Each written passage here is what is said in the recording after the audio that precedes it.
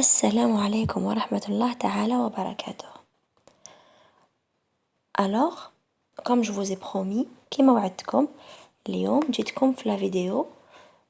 Dans la vidéo suivante, vous allez comprendre le mode d'un verbe. Qu'est-ce que ça veut dire le mode d'un verbe? D'abord, commençons par son étymologie. L'étymologie du mot mode vient du latin qui est modus, qui signifie façon ou manière. اللي هي الطريقة. Le mode donc, c'est la façon dont on exprime l'action dite par le verbe. Le mode alors répond à la question comment. Prenons par exemple le verbe partager. Amira partage une vidéo. Alors je suis sûre qu'Amira partage une vidéo. Le mode de la certitude, c'est l'indicatif. Deuxième phrase, j'aimerais qu'Amira partage une vidéo. J'aimerais, ce n'est pas encore réalisé, c'est le conditionnel. La troisième, par exemple, la troisième phrase, j'ai dit à Amira, partage une vidéo. C'est comme un ordre ici. Alors, qui est le mode impératif, اللي هو الأمر. Alors, quels sont les différents modes? Nous avons les modes personnels. Nous avons 4 modes personnels. واش معناتها les modes personnels? Veut dire les فيهم les pronoms personnels. Je, tu, il, elle, nous, vous, il ou elle au pluriel. Alors, nous avons le mode indicatif, le mode subjonctif, conditionnel et impératif.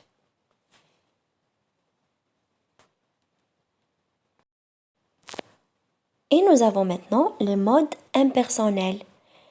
Les ما فيهمش les pronoms personnels. Nous avons le participe, l'infinitif, les verbes qui se terminent par er, ir, war, qui ne sont pas conjugués. Je vous ai déjà expliqué en classe que l'infinitif فعل جامد, il ne fait pas d'action, il ne bouge plus. Et nous avons le gérondif qui est le en plus le participe présent. Par exemple, je marche en chantant, je parle en dansant, etc. Nous allons parler maintenant de l'indicatif. Quand et comment et pourquoi nous utilisons l'indicatif. L'indicatif qui est le temps le plus utilisé. نستعملوا l'indicatif كي تكون عندنا une réalité ou là une certitude. نكونوا sûr بالهضرة تاعنا. Par exemple, il est vrai que je suis persuadée, je pense que. Ou bien nous avons aussi la déclaration et l'opinion et la pensée.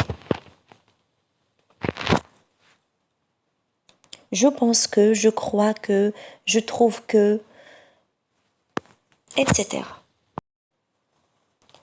Le mode subjonctif maintenant, nous utilisons le subjonctif qui منكونوش متأكدين, qui veut dire c'est le contraire, c'est tout à fait le contraire de l'indicatif, نقيض تاعو.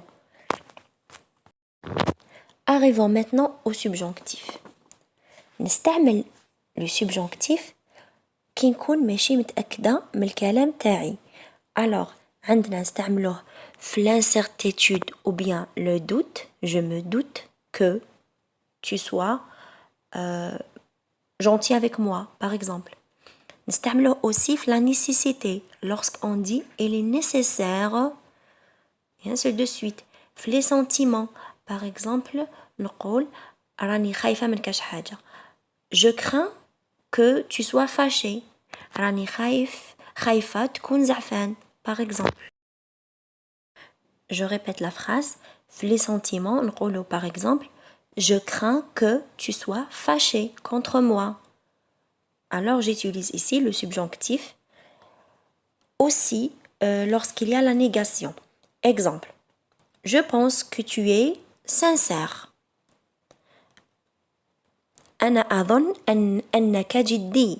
هنا نستعمل l'indicatif. Mais لو كان نقول je ne pense pas la négation directement sur le subjonctif.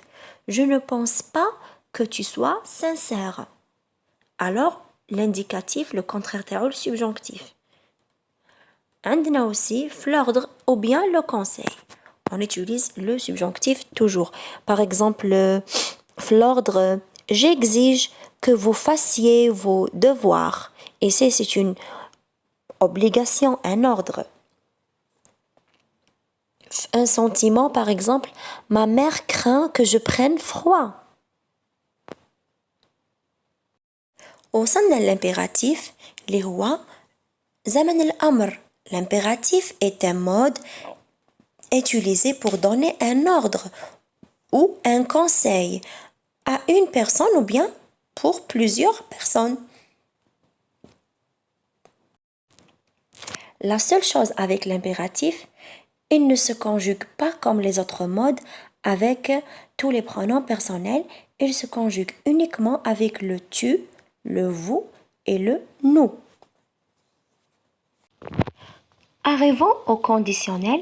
Le conditionnel en arabe, on dit qu'il est zaman al-shart. Beaucoup plus, نستعمل le conditionnel lorsqu'on fait une demande par politesse. Par exemple, pourriez-vous venir avec moi? كأنك قلت من فضلك هل يمكنك أن تأتي معي؟ ماشي directement تعال معي. Ce n'est pas un ordre ici, mais c'est une condition, c'est une demande par politesse. بلطف بلا باقة. نستعملوه aussi في النصح كي نقولوا un conseil. Tu devrais partir. لازم تروح. ماشي أمر مي نصيحة. Une suggestion aussi اقتراح. Tu aimerais changer l'école? هل تريد تغيير المدرسة؟ يعني حاجة لطيفة بلطف.